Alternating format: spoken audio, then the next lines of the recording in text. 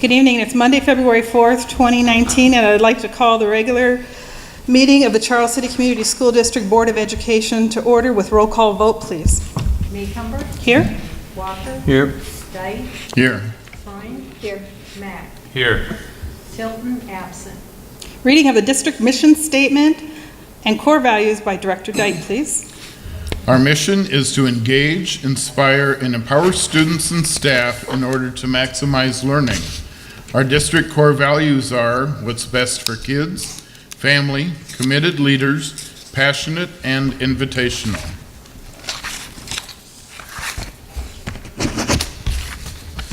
Approval of agenda. Is there any revisions or corrections? There are not. Motion to approve the agenda is presented. I'll second. I have a motion and a second to approve the agenda as presented. All those in favor say aye. Aye. All those opposed?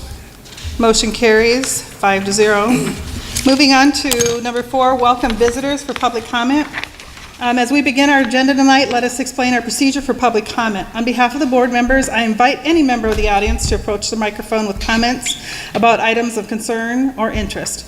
Please begin by stating your name and contact information. Please limit your comments to 3 minutes so that we can keep this meeting our meeting moving in a timely fashion and allow others an opportunity to speak, as well as allow the board to complete the agenda in a timely manner. Comments from the public are not limited to items on tonight's agenda, but they are limited to matters within the board's authority. Please understand that as a board, we cannot discuss items not already on the agenda. Iowa Sunshine laws prohibit us from having a discussion without the prior notice to all the school district community that the issue would be discussed at tonight's board meeting. Also, please remember, you are making comments in a public meeting. Should you make a comment that the subject of the comments considered to be inflammatory or libelous, you, as an individual, may be subject to legal action brought by the subject of your comments. Thank you for support of our school district. Comments by board members and superintendent. Superintendent Fisher, would you like to start, please? Absolutely. Well, with Board Superintendent Goal 1, professional learning, I think it's really a cool opportunity. Charles City staff keeps being asked to present statewide. We've had several requests for our people to present, including at School Administrators of Iowa over hiring practices and distributed leadership, including the state convention this fall, at the ISB convention next spring, it's next fall. Keep those all straight. And we've had 2 different administrators, Kara Shannon and Larry Wolf, who are mentoring new leaders in other school districts. Board Superintendent Goal 2, Culture and Climate. We're still taking time to review some different programs that could assist us in strategic planning. So we're really excited about having some deep conversations with community, stakeholders, parents, students, and staff about what could be the next the direction of our district over the next 10 years. And so we'll have more to share with the community and the board as we continue to look at some different vendors and options for that. As many people know, we have actually expanded several full-time paraeducator, special education paraeducator positions. We have typically had half-time people, and we've found to be in the best interest of all of our kids that we actually create these into full-time positions, which we're doing in a really cost-neutral fashion by combining turnover vacancies into positions, but able to better compensate people, get them more hours, get them benefits. We're using our new hiring process that we just put in place for best selection, and we're doing lots of interviewing right now of our people. And Jordy, our K-9 with Charles City PD, did a routine sweep recently at the high school, and nothing was found, which is great news. And it's just been, and that's very routine. It was scheduled, and it was a positive experience for our community, and with the great partnership with the police department. And finally, Board Superintendent Goal 3, facilities and infrastructure. I want to thank maintenance for all the work they're doing cleaning up all of our facilities. It has been a full-time job in keeping our Charles City family safe. So thank you to all the people out there shoveling snow, driving buses, keeping our people safe. And thanks to Jerry Mitchell. I really want to thank him. Sometimes he's up at 4:30 with me driving roads, and that's a thankless job, and Jerry does it all the time. So we really appreciate that. So that's what's going on in the district. Additional comments by board members? I had an opportunity to spend some time 2 weeks ago at our Carrie Lane High School, and that was really eye-opening and very exciting. I got to meet a couple of the students who were there. It was actually a very full, packed house, and it was great to see those students studying and working on continuing their education, and spend some time talking with Mr. Betts. Really very interesting guy, so that was really fun. Excellent. It is definitely a strength of our district is that program, and the people that run it. Yeah. It's just awesome. Great opportunity. Agenda item number 6, committee reports. I see that on our committee reports, the only one that we have a yes under is job shadowing. Has someone been able to do some job shadowing? No. All right, move along. Agenda item number 7, sale of the North Grand Building. Sean Faust Brothers LLC will share information on his offer to purchase the 1937 section of the North Grand Building. This is an information-only item. I know there was some miscommunication that there was the possibility that we would be voting on this tonight, and it is not. This is an information-only item. Thank you.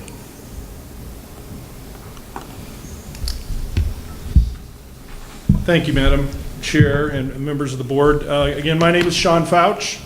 I live at 8405 Blackstone Court in Johnston, Iowa, and my phone number and email are both available to anyone who needs it. One thing I'm going to clarify just quickly, I note that you guys, in your agenda, you state that I'm with Fouch Brothers LLC, and this happens to me all the time. That's a company that my brothers and I started years ago, but we've separated since then. My brothers decided to focus their efforts on properties in Missouri and Kansas, and I wanted to focus in Iowa, so Fouch Brothers is down there, and maybe that's why you get the comment about the out-of-state developer, because they are actually from Kansas City. I, however, am from Johnston. My company is based in Johnston, and all of the work that we do is in Iowa. One of the unique things about our work is that there's more demand for our work than what we can do, so I don't advertise.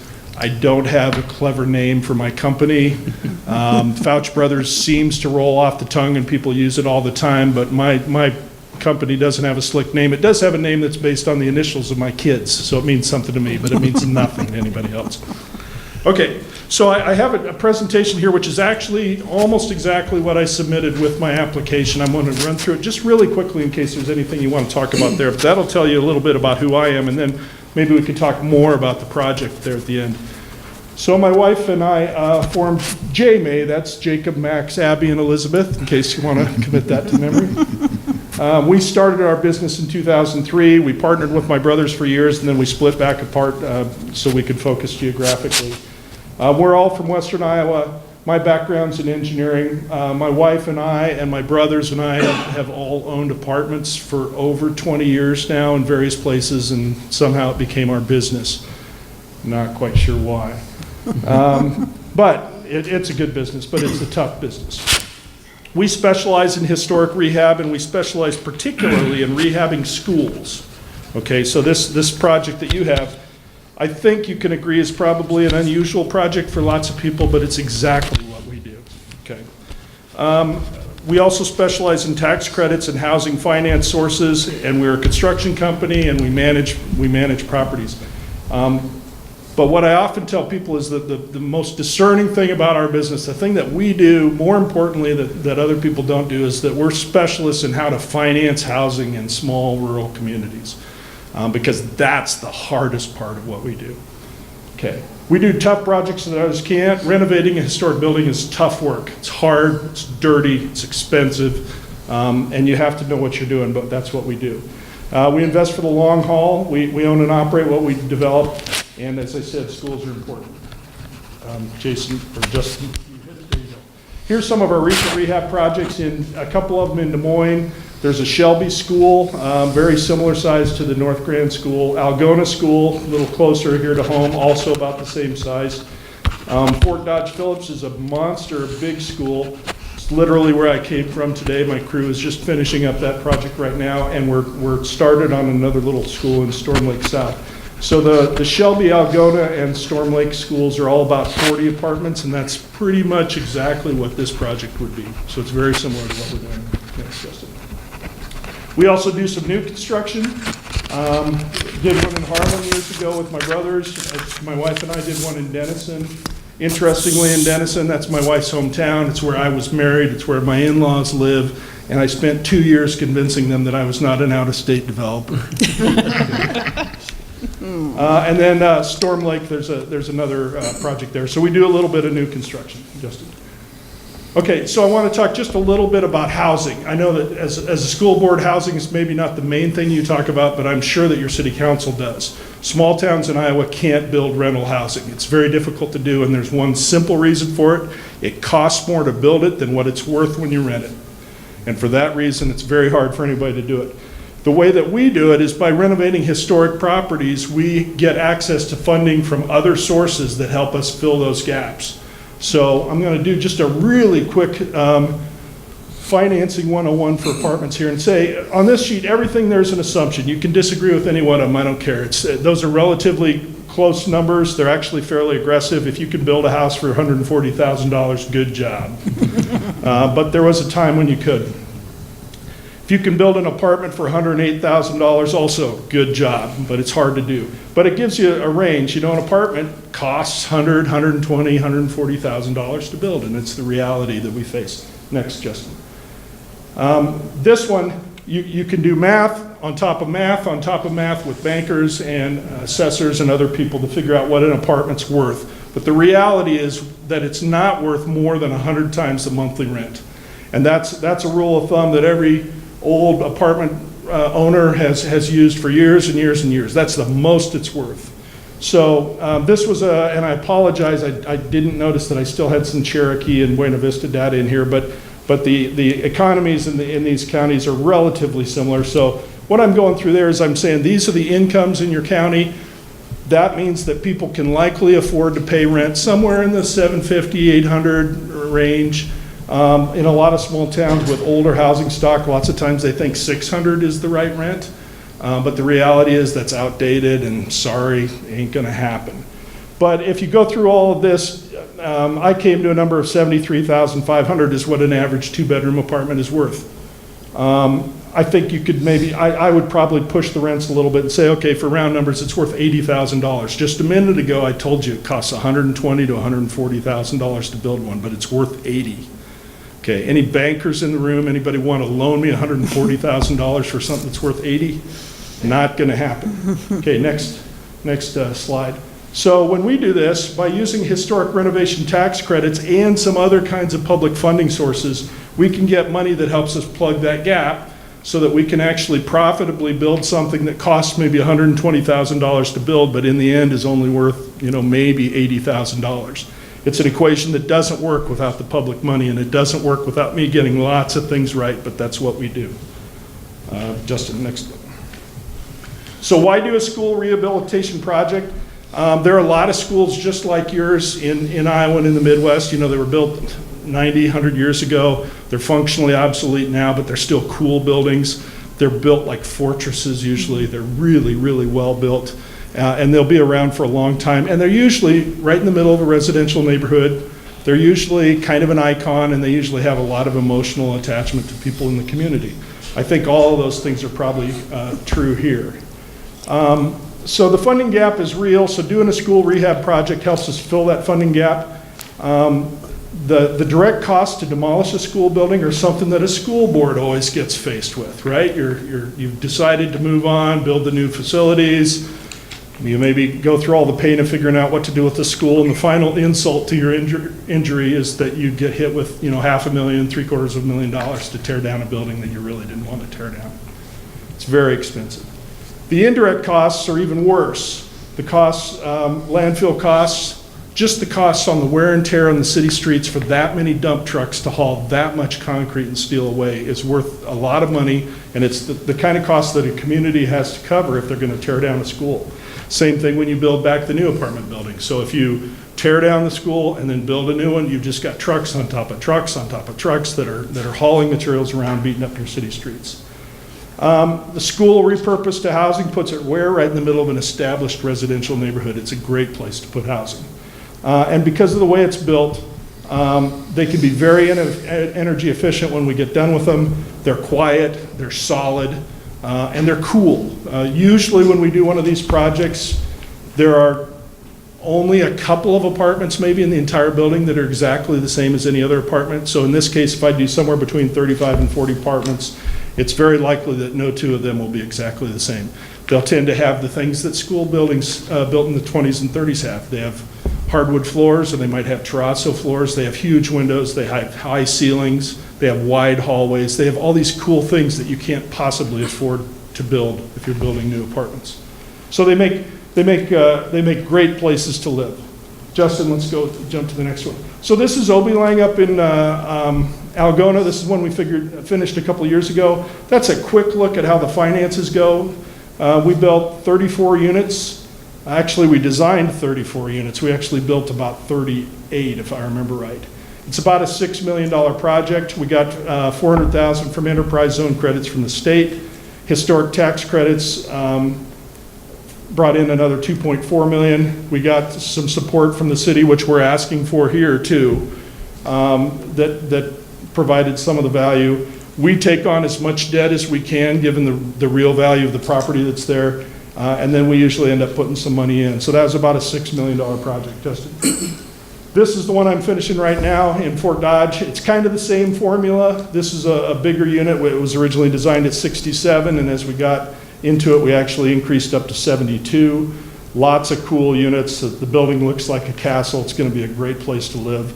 It's a monster of a project, and we're just finishing it right now. And I apologize, I look kind of rough today. That's because I literally came from that job site. Okay, Justin. And then this, of course, is the North Grand building. Even with the limited amount of time I spent here, I've got a great group of photos of this building because it's just a beautiful building to photograph. There's historic character all over it. Probably, I don't know if it's good or bad, but the school district left a lot of the building intact for a long time rather than constantly renovating it. For that reason, it has lots of architectural historic integrity. I've run through, and my first cut, I could put 35 apartments into that building without trying hard, and so given how it usually goes for us, somewhere between 35 and 40 apartments is what will fit in there. Our plan is that we're interested only in the historic part of the building, so we're looking to acquire the old part of the building, partner with you folks for how to deal with the rest of the building, and we can talk about that in as much length as you want. But our part will have that number of apartments. It'll have the services that they normally need. So there'll be a manager's office, there'll be laundry, there'll be a fitness center, there'll be some open community space where there could be, down in the lunchroom cafeteria area, some of that will be open for use by the residents or the community. And we'll keep the auditorium as it is and make it available to residents and to the community and to the school district. So it's a really cool little auditorium. And because we go for historic credits, we have to keep historic integrity intact for some of the most important parts. So that's really important there. And so I like to say, if you want to come live in this apartment once we built it, you know, one of the benefits is that when your kid wants to go practice her clarinet, she can go do it in an auditorium on a stage if she wants, because it's there. And you guys have this amazing wardrobe area underneath that is just so cool. We talked about the fact that when I was touring the building, that if the school district or the community wants to continue to use it, that's exactly what we want, so it works. So some of the realities of what we're up against. It takes a couple of years to put something like this together. So if we start now, you know, one of the very first things we do is to reach an agreement between my company and you, and in this case the city, about the various things we need to do, and we're working on that right now. Then we need a couple of years to get everything designed, to get all the partners online, to get all the finance set up, to get into the queue for when my company's ready to go. And as much as I wish I could say it takes less than that, it just doesn't. It'll take at least 2 years. At the moment, I'm thinking right at 2 years. We have a little bit of a benefit because the school's already on the National Historic Register. That saves me about 6 months from what I normally have to go through, so it's a great start. But we're facing about 2 years. And for that reason, we've had discussions not only with Mike and Justin, but also with Linda Jaden from the Board of Supervisors, because they might have a use that they could use the school for 2 years. If it weren't for them, you know, I was looking to you folks maybe to continue the uses you have there, because a building that gets shuttered ages really quickly. But a building that continues to get used stays in good shape, and it's much better, and it's there's much less damage to the building, and it makes it for an easier and a better project. So one of the things we're talking about is how can I partner with you folks, or maybe partnering with the county, to keep the building alive and keep it used for the next 2 years, but still get all of our agreements in place so you folks can move forward with the things you need to do, and so that I can get all the things I need to do done to get ready to go. So that's a really important part of what we're doing right now. Once we achieve that, we need about 2 years to get it all put together, and then it takes me about a year to do the construction. So 3 years from right now, potentially, we could be ready to go with 40 new, I think we'll probably make pretty close to 40 new apartments. All market rate apartments. It's really important to note that although there are other programs we could do to make them low-income apartments, that is not what we're proposing to do here. These are market rate apartments, which means I intend to rent them for as much money as I can possibly get. And I want to be perfectly honest about that. I am not trying to put out low-ball apartments. I'm going to make them nice apartments, and I'm going to get as much money as I can. But the reality is that that number is constrained by your community and your economy and people's jobs and how much disposable income they have. So we have to be realistic about what happens there. But we are looking to build a nice place to live for people in your workforce. So I would think very much for the average person in town is who our market demographic is. There will be a mixture of studio and 1- and 2-bedroom apartments. When we build projects like this, we have single people living there, we have young couples living there, we have young families living there, sometimes more established families if they're not so big that they still want to live in an apartment, and then we have retired people living there. And I would expect all of those groups to be represented in what happens here. So I'm excited about these projects, particularly when we find a nice building like this. The things that I need to do a project, if I'm going to do a historic building project, I have to have a historic building, and you've got a good one. I've got to have a community that has an active economy that's vibrant enough that you actually have jobs and you need housing. You've got that. I need willing partners, because no matter how much I want to do it, if you don't want to do it and the city doesn't want to do it, it isn't going to work. So I can go somewhere else. I got other stuff to do. But we've got that here. It seems to be a city council that's interested in saving the building and interested in building housing. Got a school board who looks pretty well motivated to do the right thing. And we've had some great discussions about synergies between what I do and what you might do on the back of the building. And you have a good economy and a great building. So I'm excited about the project. I think it could be a great project. All the pieces seem to be starting out well. We are in the midst now of discussing what a deal would look like. So I've given a draft document to Mike, and we've shared it with the city. And now the attorneys can do their thing, you know, and we can all get together and hopefully reach an agreement about how this all works. I think it works very well for you. I think it works well for the city, and I know I can make it work as long as we stay within certain parameters. So that's kind of a long-winded introduction. I'm sorry if that's too much, but I'd love to answer questions if there's anything I can tell anybody about what we'd like to do, or maybe more about what our thoughts are about how the county might use it if you haven't had that. I'd love to answer any questions you can come up with. If you want to, let's have the board, if you'd like to ask your questions, and then we'll ask Linda to come up and speak to the county's interest. So if you would ask. Mr. Fauci, if I could ask you just a couple quick questions. Sure. One, you kind of talked about a bunch of partnership opportunities as you gave us your presentation with the city and the school district. How would you propose that those partnerships would come together? Would those be some written contract? Would those be a word of mouth between your organization and ours? As things change, right, as you begin this project, hopefully leadership might change on both sides, right, and people's opinions might change. We just want to make sure that everybody's on the same page when we begin as when we end. Okay, so a great question, because it really is where we are now and it's the start of our process. We prefer to enter into a project like this using a formal development agreement. So it's a written contract between me the school district, and the city.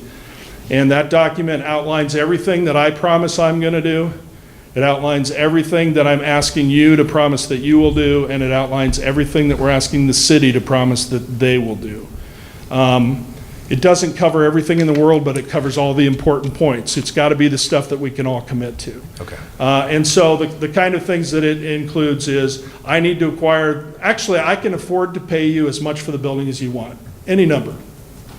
You want $1 million, that's great. The only requirement I have is that whatever money you want me to pay for the building, you got to give me, okay? And I've done that. I've done it with cities where they say, we can't sell it for less than that, but we'll give you an economic development grant to match that. And it's like, I don't care, fine, whatever.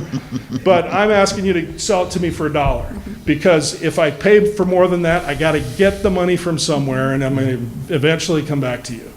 I have talked to school districts where the deal was so tight that I bought it for $1, and then I had them chip in some money for the money they're going to save on not having to tear down their building. But that's tough to do, and I know it's tough to do, and that's okay. What we're talking about here is $1. In the case of this building, a lot of what we're talking about is I really want that help for 2 years, keeping that building alive, okay? That seems to be something that kind of works with what you need, so that's in the development agreement. It's also written, at least in my draft, saying that we want the school district to do that, but if we can get another partner to use the building, then fine, you're off the hook, and someone else can help me keep the building alive.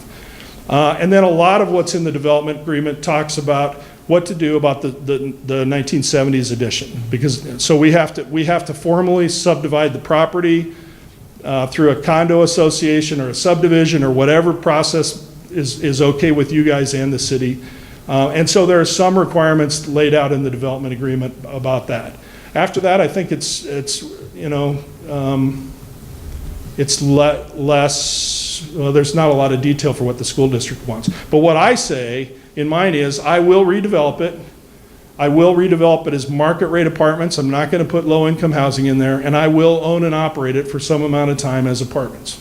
Okay, I say I'll do that. And then the stuff for the city is a listing of, You'll let us zone it appropriately. You'll let us take care of parking. You assure me that you have the right utilities in place, and you will provide some tax abatement and some other support to help me pay for it.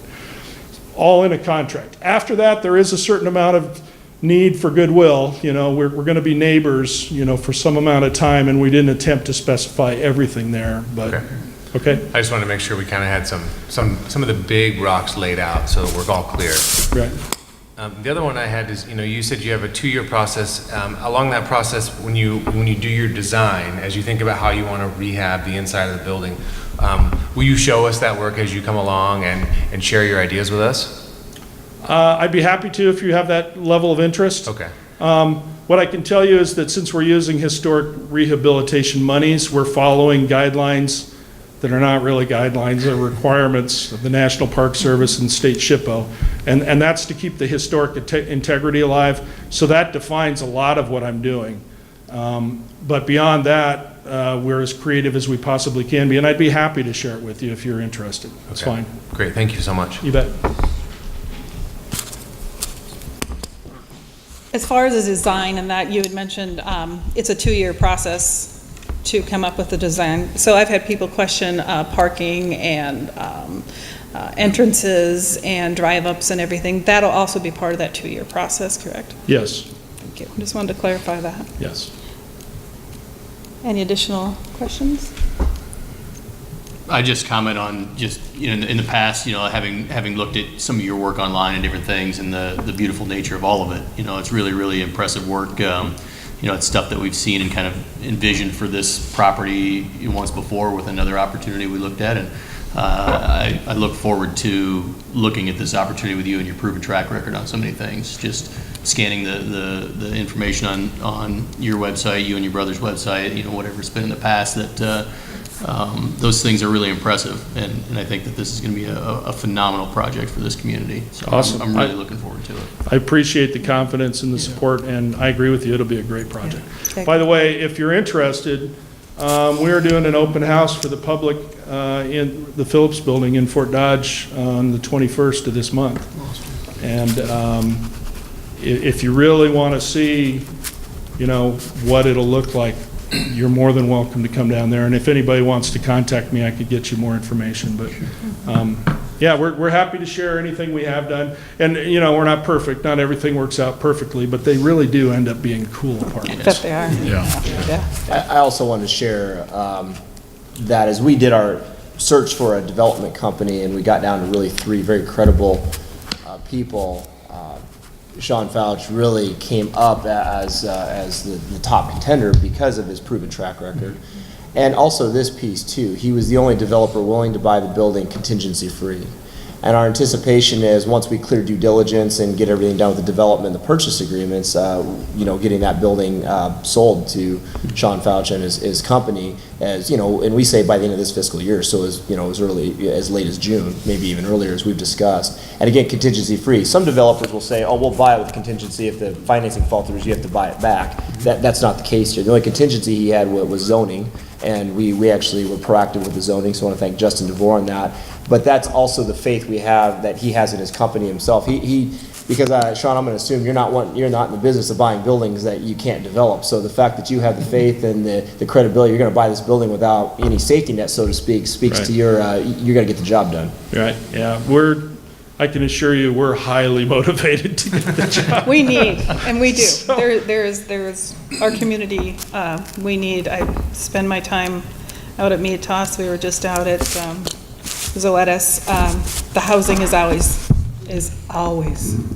what was mentioned. So. Well, and I run through this pretty quickly, but sometimes I spend a lot of time with city councils talking about why they're not building housing, and it's very simple. But you can get lost in the numbers, And the thing is, the problem is simple, the solution is not. But this solution works. And I've talked to a number of people, when you look at the location of this building and putting that kind of usage in there, you're walking distance to the senior center, to YMCA, to Hy-Vee, to Central Park, to the dentist office, to Casey's, to all these phenomenal places downtown and close like that. It's a very attractive location for this kind of housing, in my opinion. So. Yeah, I totally agree. And grade schools are like that. High schools are okay usually too, at least the old ones. But grade schools are always located like that, it seems like. Excellent. Any other additional? No, I just want to thank you for coming. Great presentation, and like everybody else has said, I'm excited to see possibilities. So. Great, thank you. Okay, I'll be happy to answer any more questions, but do you want to have Linda come Yes, talk please. a little bit? Linda Jaden, County Supervisor, should come up and. Thank you, Madam Chair, and the rest of the board. As he had mentioned, there is an opportunity possibly with the county, and so I just want to start and preface this that it has been in the planning phases, but it is not a for sure thing yet. So it's not something that has officially come in front of the board and been voted on, but up to this point, we believe it's a great opportunity for us. So is anybody aware there's a project going on for the county? It's a $13.5 million law enforcement center. What we have found, we hold 3 different courts at various times throughout the month within our courthouse, and they have a very difficult time if there is any noise whatsoever going on. The judges will stop the lawnmower actually from being our maintenance guy From running. mowing the lawn. So you can about imagine some of the concern that what I've been thinking through as the project is going to start moving along this year. We have no idea, how much noise there's going to be. I can only imagine, because again, not just with the new law enforcement center itself, which I would imagine is going to be the first thing that they start, but there's also construction within the courthouse as we are continuing to do business. And so what we did, I didn't want to wait until we hired our construction manager. I thought, well, let's go ahead and start the process of looking for a feasible site to possibly use as just a temporary location. Maybe not even just for the courthouses or the courts themselves, but maybe even departments that say this noise is getting too much. We want a location that we could actually temporarily go to. Knowing that the 500 North Grand was going on, I started conversations with your superintendent and also Justin Moore.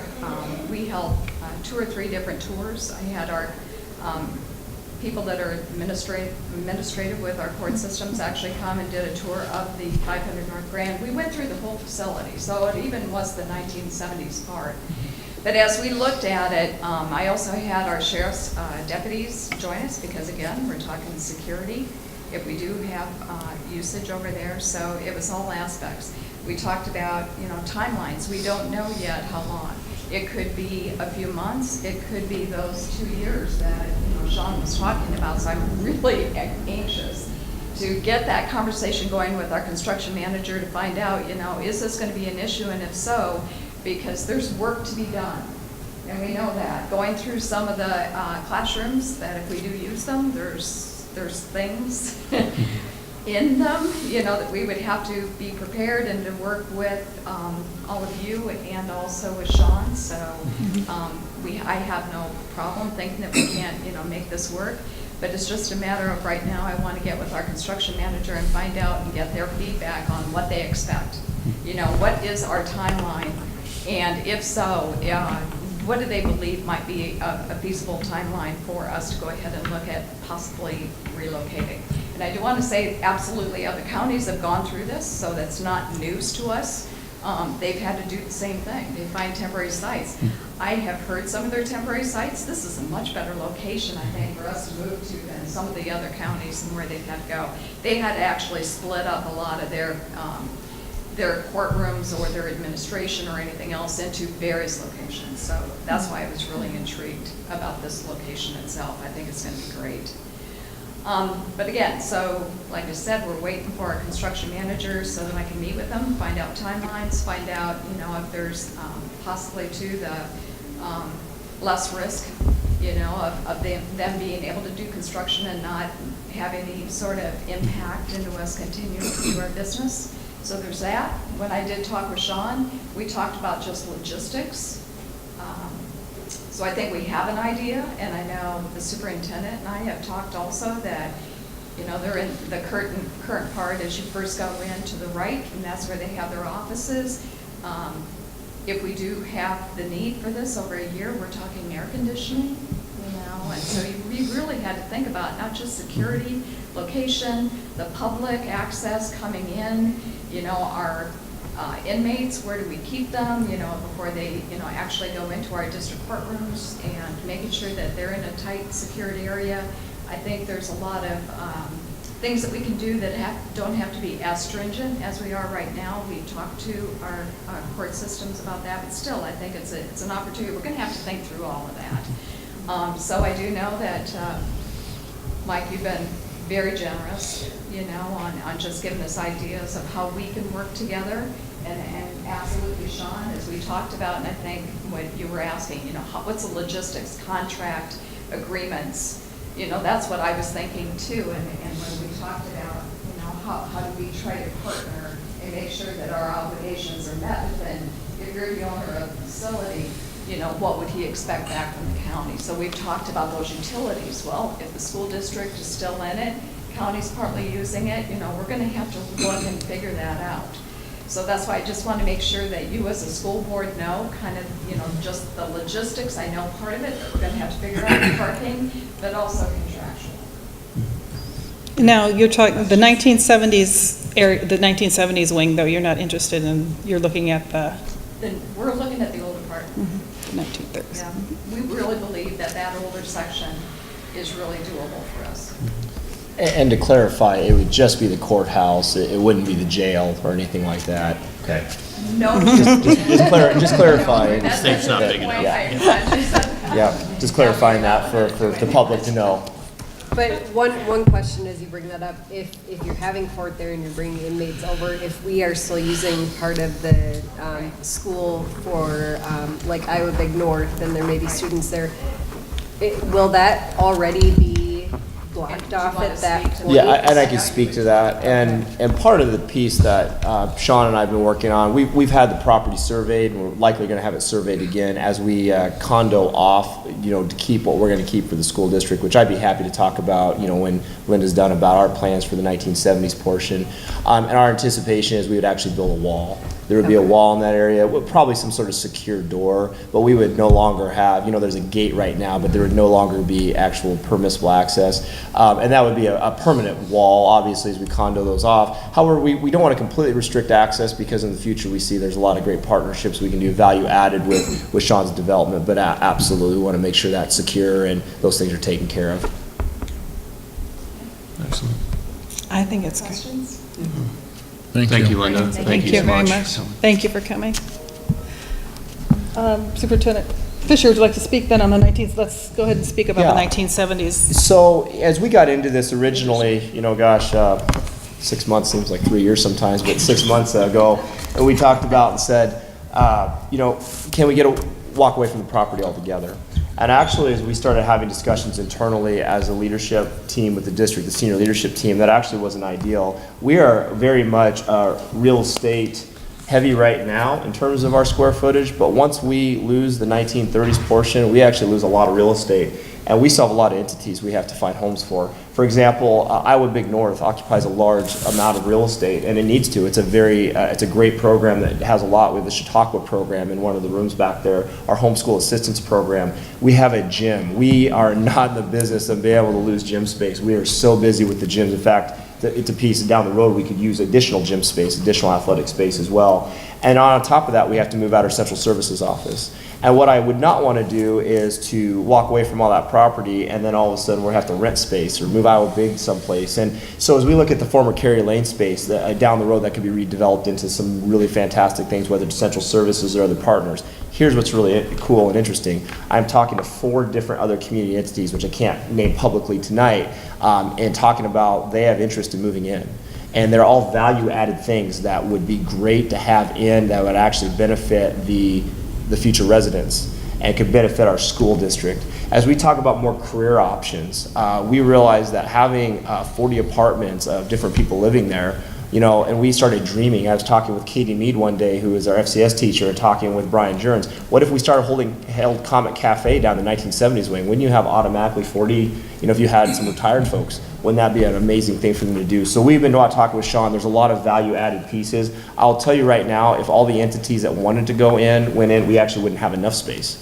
And that's a good problem to have. So I think down the future, this is going to be a great partnership. And we also talk about storage. We have wonderful costume storage, like Sean was saying. We've got to find, we continue to use that, but Iowa Big North is doing this great program. They're actually trying to create a costume rental program for the whole conference, where like New Hampton could rent our costumes and different things. Well, it's going to take space and take time.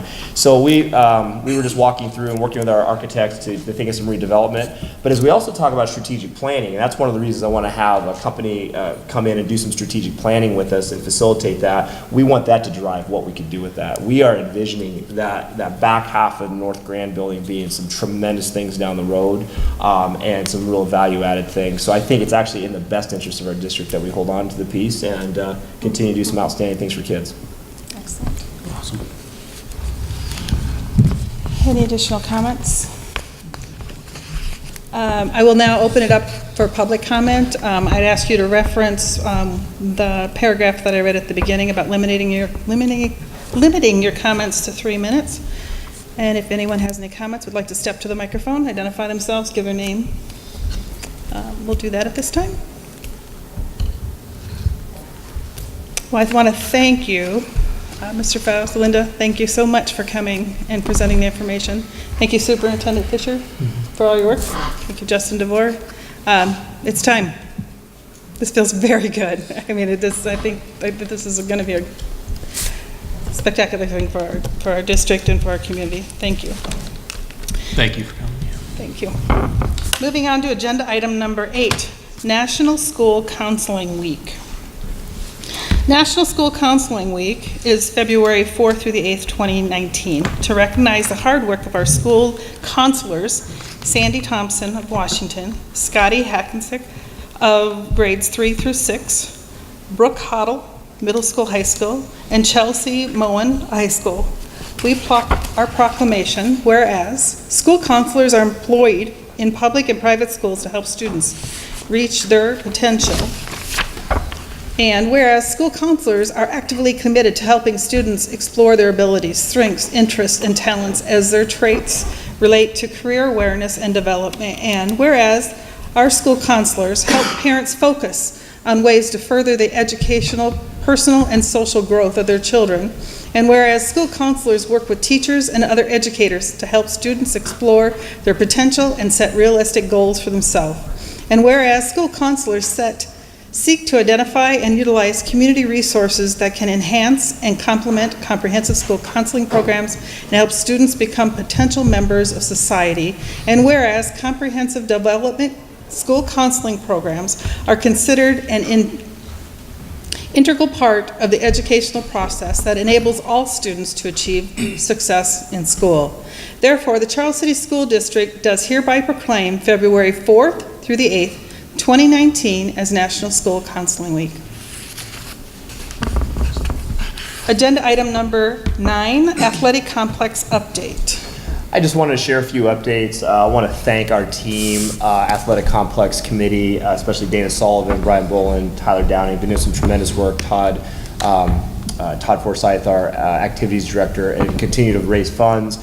The banquet is February 23rd at the FFA Enrichment Center. The Pork Tornadoes will be playing, which if you like 90s cover rock, you like to hear Third Eye Blind, you want to hear... I can't explain. If you've ever heard Coolio's Gangster of Paradise played by a bunch of guys from Cedar Falls, it's sweet. 5:30, 9 o'clock, tickets are $50. We're about out of tickets. I think they're down to about a dozen tickets. So to see us and let us know. Also want to update, Dana Sullivan's did a tremendous job. There's some grants we did not make, but she's really applying for all of them because it's a new fiscal year. And I am really optimistic. With the momentum we have going right now, I see us, very likely, I think in the near future playing on new fields. So excited. Just want to let you know that's what we've been working on. Thank you. Thank you. Thank you. Senior leadership terms, team terms and conditions of employment. This is an action item. We did receive a copy of it in our packets to go through. I can preface this a little bit. One thing that Terry O'Brien and I have been doing is looking at all of our handbooks, regulations, board policy, and looking at any revisions, tweaks. We want to, for lack of a better term, clean up a few things. There's just some things that are redundant or maybe have lack of clarity. And so by the time we get to the next fiscal year, or actually the next school year, we plan on having handbooks for all of our different offices and handbooks for all of our different areas. And we just started by finding some different things that we want to improve. I'll tell you, this will come back to you again for additional approval because we're actually used to just be a benefit handbook. It will now be a senior leadership team handbook. It actually really spells out what the duties, responsibilities, jobs are of the senior leadership team. However, we're still, and that's in the internal review process, but just to let you know, you'll probably see some of these coming up occasionally for you to review to give us feedback on. It's a tedious process. It is. I actually read all the board policy. I just got done here about a month ago, and it was great. I actually enjoyed it. It was, and there's a lot of stuff we're going to continue to look at. The board policy committee, we're going to have a lot of fun this summer. I usually read it right before I went to bed, and it helped. It helped. So. I'll have to remember that this summer when it's time for me to start reading more of it. I'll make a motion to approve the senior leadership team terms and conditions of employment for the 2019-2020 contract year as presented. Second. I have a motion and a second to approve the senior leadership team terms, that's a tongue twister for me. Yeah. Team terms and conditions of employment for the 2019-20 contract as presented. All those in favor say aye. Aye. All those opposed, motion carries 5-0. Group Benefit Partner Service Agreement. This is also an action item. Would you like to add anything to this? I will add any questions Terry O'Brien can answer, but I really want to let everybody know this. We work heavily with the leadership teams of all of our different campuses and the association leadership, and we let them know that anything with their benefits, we were going to partner with them, and they made recommendations to us. We weren't going to do anything without their approval because we want to make sure everybody's voice was heard. We actually had an all-staff meeting. Good, bad, or otherwise, not that many people showed up, and I think that was actually a vote of confidence in the leadership team, which we appreciate. But if you have any questions specifically about this, Terry would be happy to answer. I just have one. It's not specifically about this contract, Terry. It's more about how we go about doing this. Is each individual school district does this on their own, right? There isn't a consortium buying, or we don't get together with everybody in the northern part and say, hey, we all want to go together, right? Right. This is all done individually. Everybody does it different. Okay. Great. In-house, you can outsource it, like this would be outsourcing some of the services now. with open enrollment, Affordable Care Act, COBRA, a lot of human resource functions. Great, thank you very much. Make a motion to approve the general service agreement with Group Benefit Partners for calendar year 2019 for an annual fee of $30,000 as recommended. I'll second. I have a motion and a second to approve the general service agreement with Group Benefit Partners for calendar year 2019 for an annual fee of $30,000 as recommended. Is there any other additional discussion? All those in favor, say aye. Aye. All those opposed? Motion carries 5-0. Agenda item 12, high school, section L, school specifications. I'll entertain a motion. Move to approve the final specifications and contract for the high school Section L re-roofing project and award a contract to Northern Cedar Service Company for $64,188 as presented. I'll second. I have a motion and a second to approve the final specifications and contract for the high school section L re-roofing project and award a contract to Northern Cedar Service Company for $64,188 as presented. Is there any additional discussion? All those in favor, say aye. Aye. All those opposed, motion carries 5-0. High school section L roof specifications. This is also an action item. I'll make a motion to approve the final specifications and contract for the high school section and re-roofing project and award a contract to Northern Cedar Service Company for $43,212 as presented. Second. I have a motion and a second to approve the final specifications and contract for the high school section and re-roofing project and award a contract to Northern Cedar Service Company for $43,212 as presented. Is there any other discussion? Hearing none, all those in favor say aye. Aye. All those opposed, motion carries 5-0. Washington L-shaped roof specifications. It's an action item. Motion to approve the final specifications and contract for the Washington L-shaped re-roofing project and award a contract to Midwest Roofing Company for $21,500 as presented. Second. I have a motion and a second to approve the final specifications and contract for the Washington L-shaped re-roofing project and award a contract to Midwest Roofing Company for $21,500 as presented. Any other discussion? All those in favor say aye. Aye. All those opposed, motion carries 5-0. Agenda item 15, snow makeup dates. This is an information action item.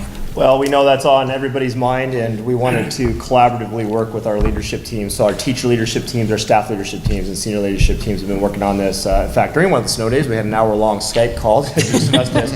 Here's the problem. It's only February. There's more snow days coming. If we tack on 5 snow days to the end of the year, we're going to be in the second week of June, and it gets rough on kids, and we have an un-air-conditioned building at the high school, so we want to be cognizant of that. We had extra hours built in. We have 1,116 hours built into the schedule. We have to have 1,080 hours to meet state code. So our recommendation, this has been reviewed by, and recommendation, we reviewed it with each campus teacher and staff leadership team. We also ran it by the union association leadership, and they all gave its vote of approval. It is to, one, we would use a few of our extra hours to actually forgive one day. So that day that we had a week ago on Tuesday where we had that record-breaking snowfall of flurries, where that was great for the new superintendent, but we all got goofed on that one by the weather, by Mother Nature. However, we would eat that day with the extra hours. Then what we would do is we would go ahead and approve to have school on the in-service days that originally planned in February, March, and April. And those would then be 12:50 and 1 o'clock dismissals. So they'd be early dismissals because we still have professional learning we need to get in with our teachers. We'd lose some of that time, but we compact it so we're still getting the professional learning. So kids would go to schools on that day. And then what would happen is we would not have to add actually any instructional days at the end of the year at this point. School would be done for the kids as scheduled in June. We would have to add for the teacher contract, we would add 2 teacher days, extra teacher work days at the end of the year. And we also found a really cool win-win. We would also allow our staff to do 2 teacher flex days. They'd have to make up 16 hours of instruction. We would log that electronically. They could either make it up after contract hours on the weekends, or what we're really excited about, we give them up to June 30th. There's a lot of professional learning that happens at the AEA in June that a bunch of our staff would love to attend, and they could actually do some of those makeup days. So it was a real win-win. Again, the bottom line is we still anticipate we'll have some snow days coming through the rest of the year. I hope not, but again, I'm driving roads at 4 o'clock this morning, so I'm not that hopeful that that'll happen. So, but this could mitigate us having school go too late into June. So that would be our recommendation from the superintendent. This is listed as an action item, then what is your you have a formal recommendation? Our formal recommendation is, and I apologize, we weren't able to get it in writing because we were still even reviewing up till Friday. Our recommendation is to go ahead and have 1 o'clock to have school on the, oh my gosh, I gotta get you the dates. Superintendent should be better prepared than that. No, you're fine. So we would have school on, kind of glad Isaiah's not here, because I don't know if this would be as popular with the students as it would with some people. We would now have school with early dismissals at 12:15 for secondary and 1 o'clock for elementary. This would now be on February 18th, March 29th, and April 19th. Say the dates again, please. February 18th, March 29th, and April 19th. And did you say 12:50 or 12:15? 12:50. 50. Yep, Okay. 12:50 for secondary, and then 1 o'clock dismissals for elementary. We would do that because we have to allow the buses to transition to run their routes, and then we would start teacher PD promptly at 1:30. And then to add 2 additional teacher workdays at the end of the school year, and allow for 16 hours of flex time for teachers to make up their additional contract days. That's the recommendation of the administration. Move to approve the snow makeup date changes as presented. I'll second. I have a motion and a second to approve the snow makeup days as presented. Is there any other discussion? All those in favor say aye. Aye. All those opposed? Motion carries 5-0. Agenda item 17, consideration of consent agenda. Financial report. Oh, financial report, I'm sorry. I skipped Terry. Let's back up to agenda item number 16. Just one comment. Our general fund revenue, you might have noticed, is like it's 1.6% less than anticipated. We're a little bit behind in receiving our federal funding. What? Really? They, Shocker. They have a new system of claiming for these reimbursements, and it's just taking a while, It's so. taking a long time. we Is it have- anticipated that it would eventually catch up, or is it always going to be? Yeah, no, they will. it'll It's just a new- eventually catch up, yeah. All right, this is an action item. I'll make a motion to accept the January 2019 financial reports as presented. Second. I have a motion and a second to accept the January 2019 financial reports as presented. Is there any other discussion? All those in favor, please say aye. Aye. All those opposed? Motion carries 5-0. Now we're on to agenda item number 17. I'd like to pull item C. We're going to pull item number C. I'll make a motion to approve the consent agenda items as listed below with holding item C for individual discussion. Do I have a second? Second. I have a motion to accept the consent agenda as presented with the exception of pulling agenda item C for individual discussion. Any other discussion? All those in favor, say aye, please. Aye. All those opposed? Motion carries 5-0. Agenda item 17C. 17C. I would move to approve 17C, the resignation of middle school principal Rick Gable, with the district's thanks for his years of service and hard work that he has given us. I'll second that motion. I have a motion and a second to accept the resignation of Rick Gable, along with our thanks for his years of service. Is there any additional discussion? All those in favor, say aye. Aye. All those opposed? Motion carries 5-0.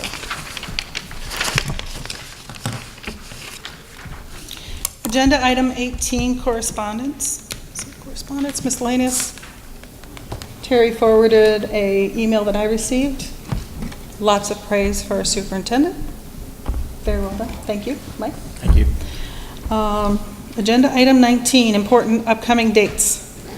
February 11th, no school board meeting. February 18th, no school professional learning. There is but now school. But there is now school. And